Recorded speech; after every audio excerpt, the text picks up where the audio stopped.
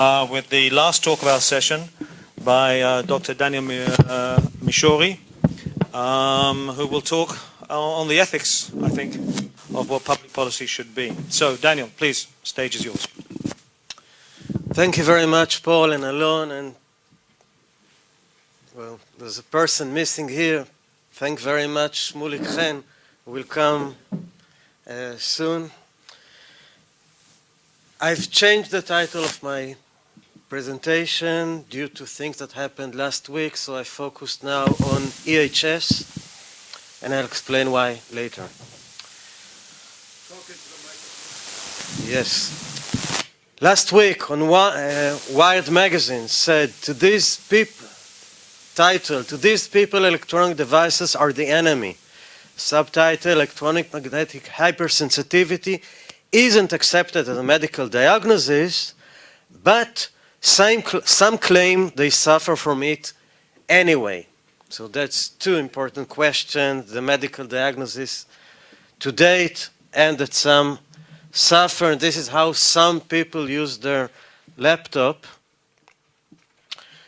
The context is a failure of the precautionary principle. I will not explain the principle, but the context is that we are worried too much about the false positive, the fear of over-regulation of minor risk and regulation of non-existent risks, often due to unwarranted public fears, which means losing economic, environmental, and human health benefit associated with over-regulation, and the cost is the false negative. That CEO of the Ministry of Health last year. In summary, the health implications of radiation exposure to fifth-generation technology are unclear.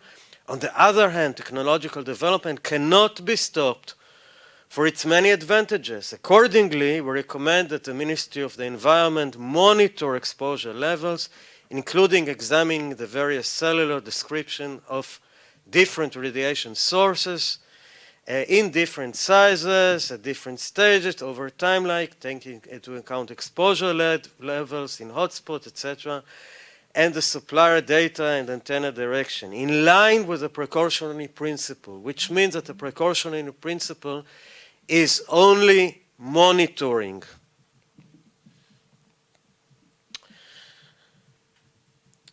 4G and 5G networks supposedly good for health since it enables remote diagnosis and surgeries and advanced medicine through big data and personalized medicine. This is a vision of high-tech medicine, along with genetic engineering and technological brain enhancement, which is, I think, a confusion between medicine and health.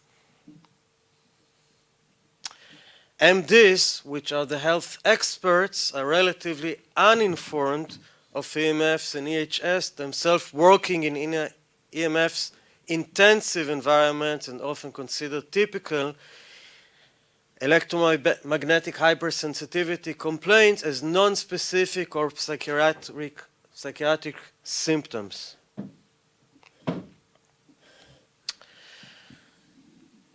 EHS saying we are the evidence. Now, my premise is that EHS is real, but I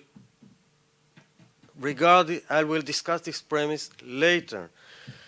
I consider it as multifaceted syndrome with many names. It's EHS injured individuals facing disbelief. The term EHS is somewhat misleading since it refers to the small number of people who realize the source of their injury, as if they are hypersensitive as not injured individuals, whose injury should serve as canary birds like in coal mines. And they are also often sensitive to chemicals and other environmental risks. Now, the second context is so-called smart cities. Cities, here. and 5G, which is a technology with no safety guidelines, and the Internet of Things or Internet of Everything, whose core values are technology, efficiency, I'd say future shock, and technocracy, centralist bureaucracy, very good with mega corporations.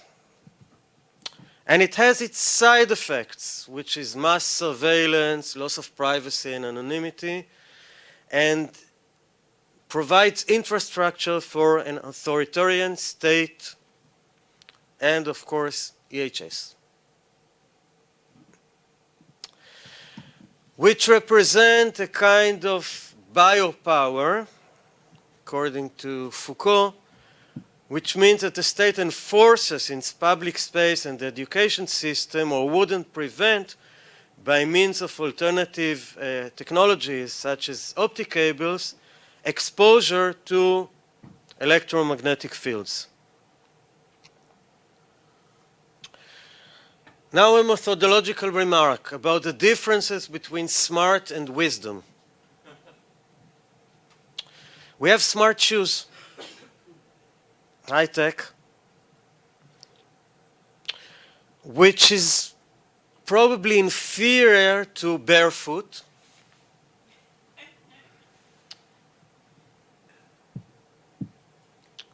And we have smart chairs,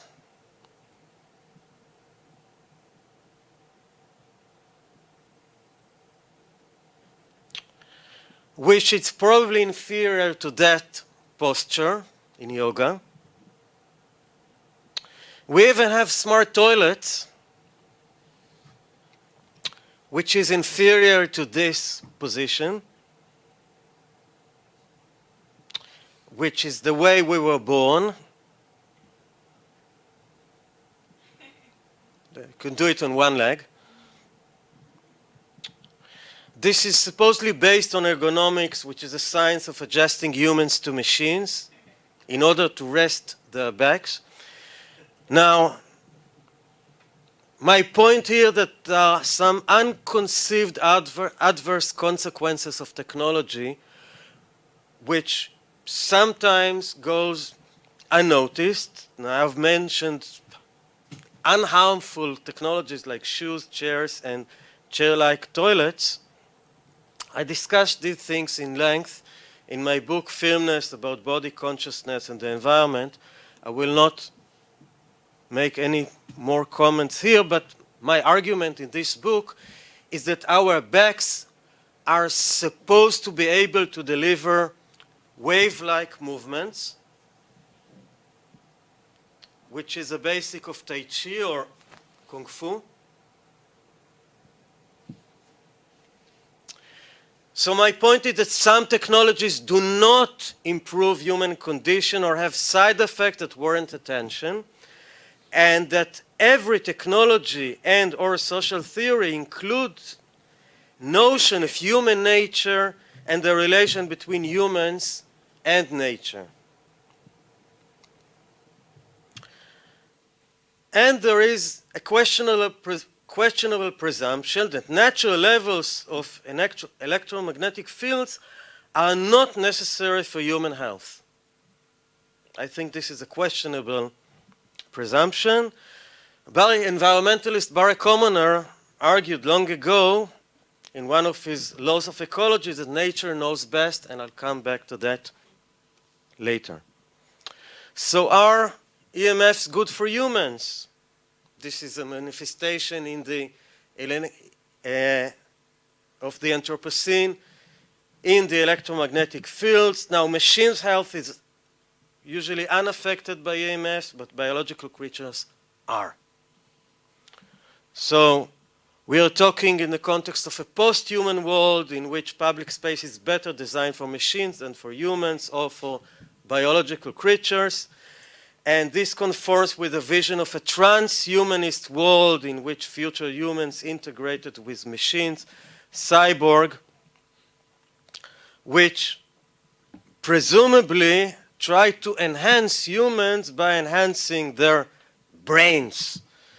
Now, I'm not a ludist. I adore some technologies like the bicycle. I'm talking about appropriate technology in the sense of Ernst Schumacher, small is beautiful, and not only because of myself. Now, some for relevant considerations. We should have an ethics of technology, part of which is a precautionary principle, and environmental ethics, and public space ethics, and business ethics, and social responsibility. But I'll focus here about human rights and democracy, and then commons and enclosure, and bioethics and medical ethics, and especially about discursive ethics in science and academia. A word about the commons. Commons are resources belonging to all or to a group. An enclosure is privatized, nationalized, or destroyed commons.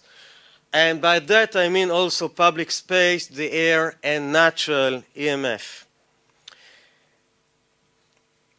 And enclosed commons is withdrawal of rights which we previously had regarding that enclosed commons.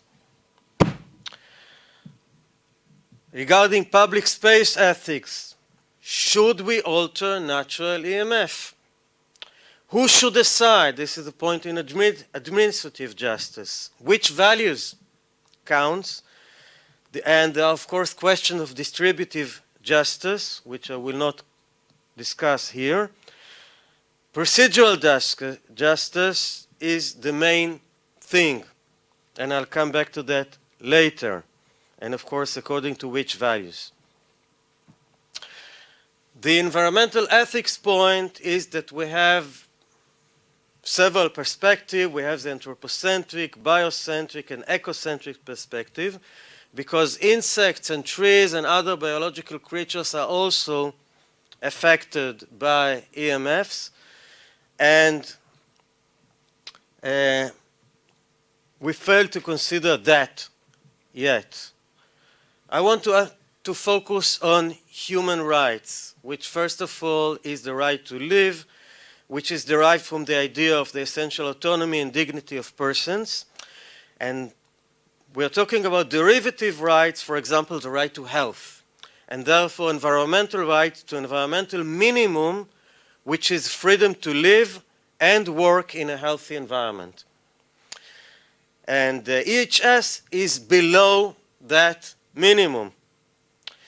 We also speak of right to freedom, and its derivative, freedom of movement, which Amir, for example, is deprived of most of the time.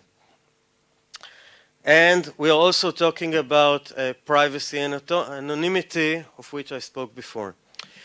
Now, derivative human rights should also be the right to public space, because if I'm being injured in public space, that jeopardizes my right, and also the right to nature, including natural state of affairs, natural levels of radiation, natural levels of noise, and I would love to discuss with Styrian later because I'm noise sensitive. And from human rights, we arrived in democracy. Now, according to Asa Kasher, in any democratic state regime, but not in non-democratic state, there are fair arrangements for two types of resolving conflict between citizens. Civil rights arrangements, which allow the citizens to behave largely as they see fit in the face of conflict between him and others, or her and others, and the collective decision-making arrangement, which allow to elect representatives, to hold votes, and decide public conflicts. With this, we do not have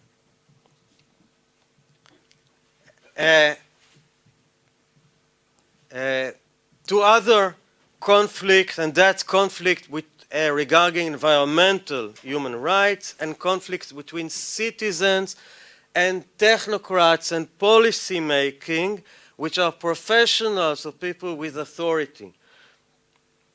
We do not have that in our democracy yet.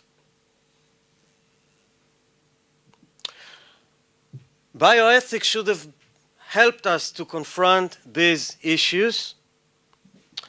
I'm talking following Van Rensselaer-Potter in 1970, which envisioned bioethics as a holistic, multidisciplinary, and humanistic ethics, science, and medicine, including specialized disciplinary points of view, with deep ecological outlook, aiming for enhancing values such as survival of humans and the planet.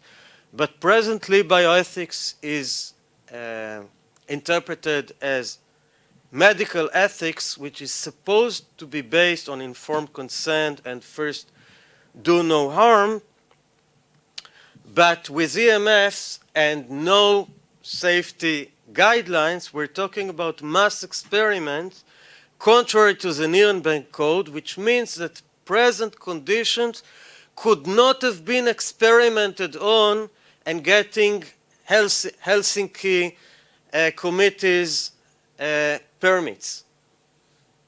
So we're doing something on the mass population which would not be authorized as a medical experiment. Most important is discursive ethics in science and academia. And here I follow Marcelo Dascal, who has been my doctor father,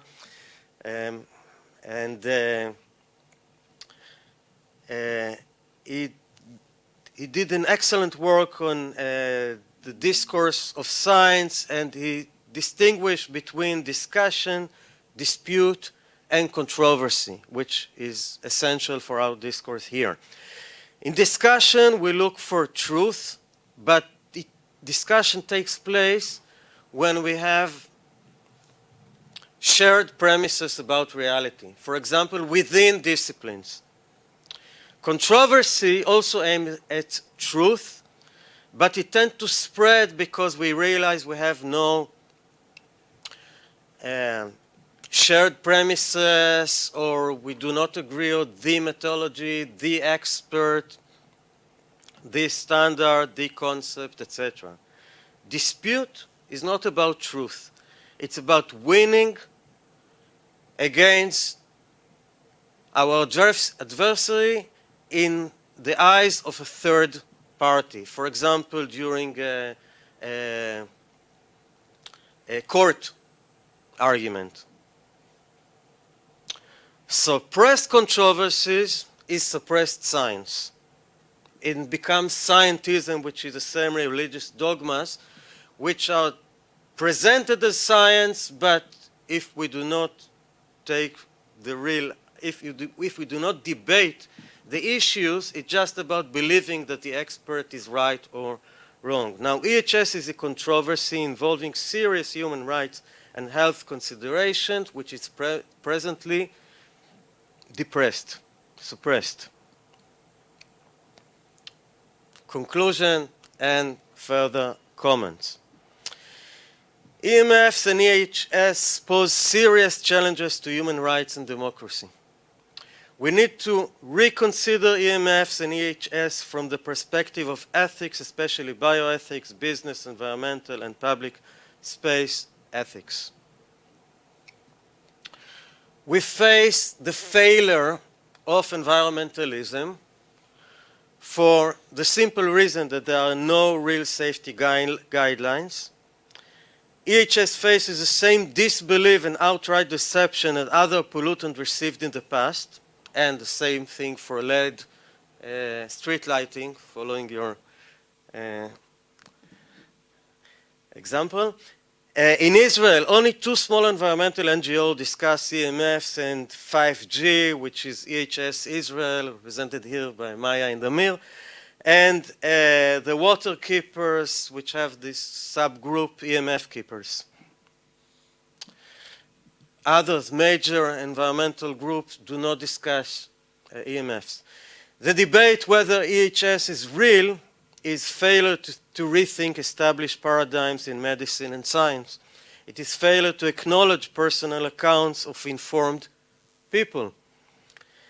It represents biases of centralist technocracy and business interest.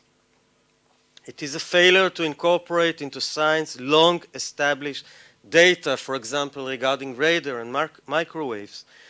It is overemphasizing epidemiology in highly polluted, complex environment, which is where it is difficult to establish causality over other types of arguments. It uses disputes like strategies and not honest scientific controversies. For example, preliminary studies showing the mechanisms of EMF injuries and prevalence of problems are often explained away, and we keep hearing this, that the more antennas, the less radiation from each source, which is true. But I heard this argument for the first time 20 years ago. On 30, this argument is made for decades, but how much is the total exposure? How much will increase in the future? And we have multiple sources of radiation, including now smart meters and other IoT applications, including baby applications. So focusing on antennas is thus sometimes a diversion.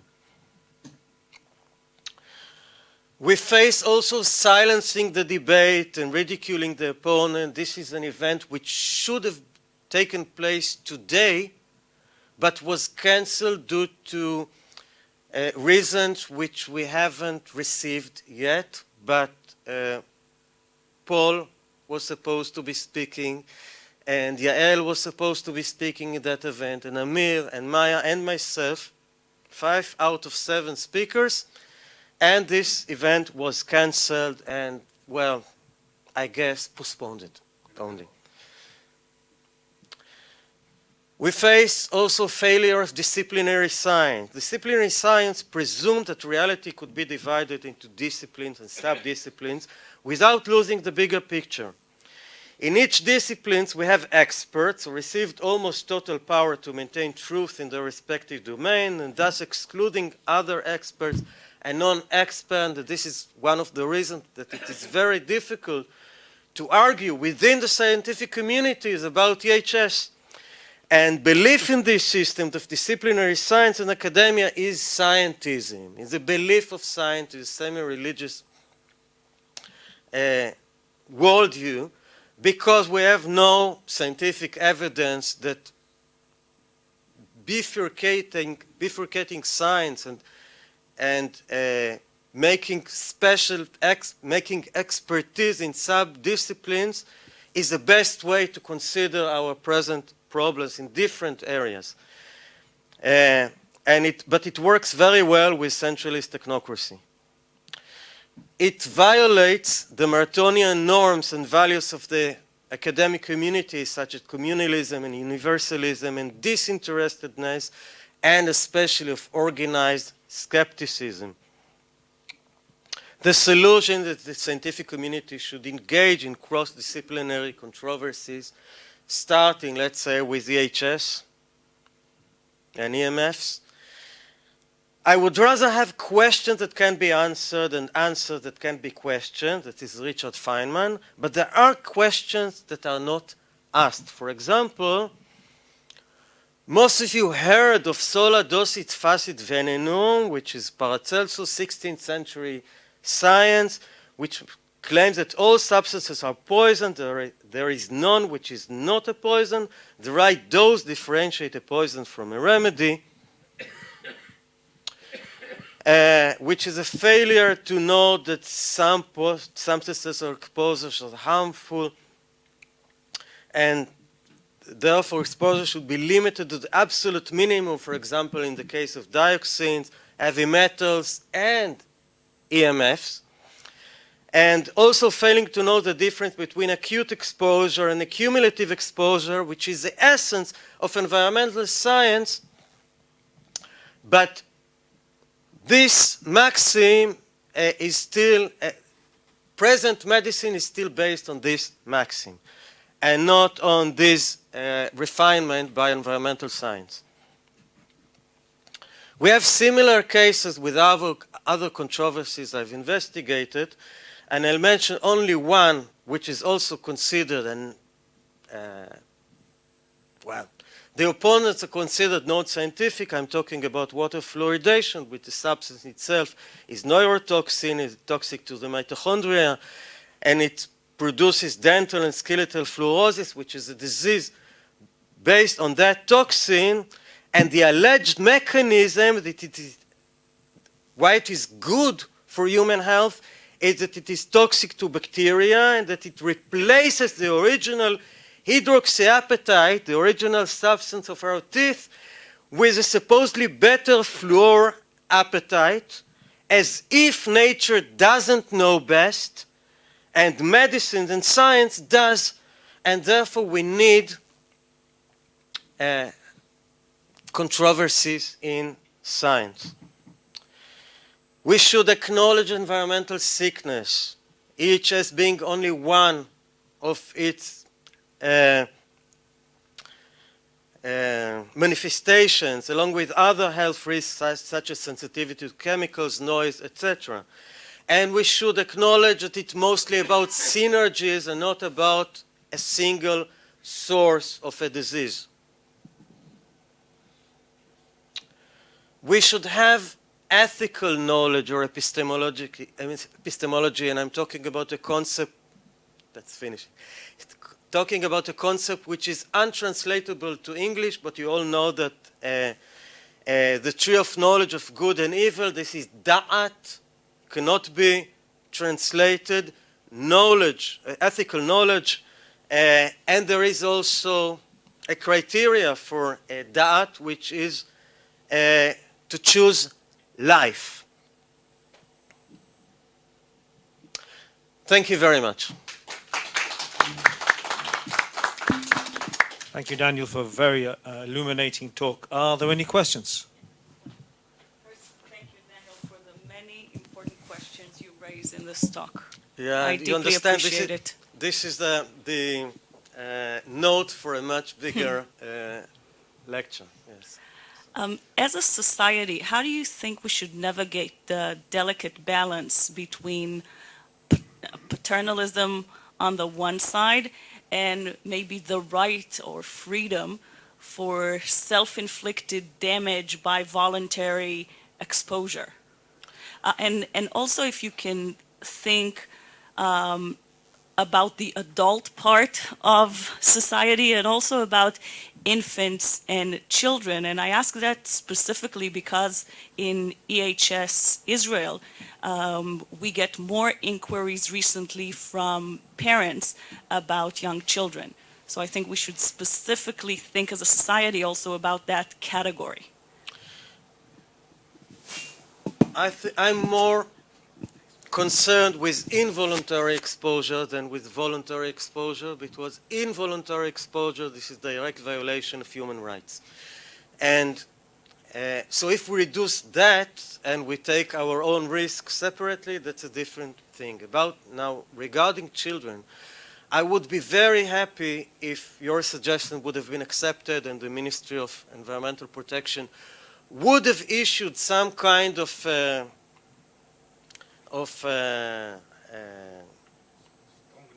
strong notice to, especially for children and in the education system, about the health risk associated with EMFs in general and with personal usage of mobile phones in particular, because I'm unable to deliver the message to my own two daughters who are now teenagers.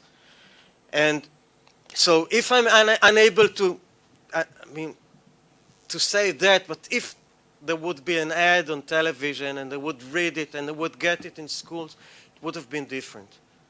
So I certainly hope that we have something from this round table, at least this recommendation. Eliyahu. Thank you for a brilliant, enlightening lecture. Is the mic transmitting? Okay, yes.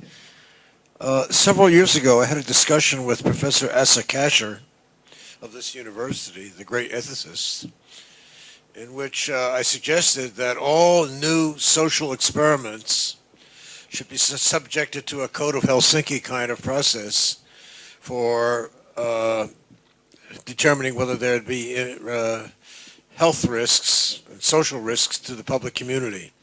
Now, I had a very specific case study in mind, which I in fact published, and this was the raised speed limit.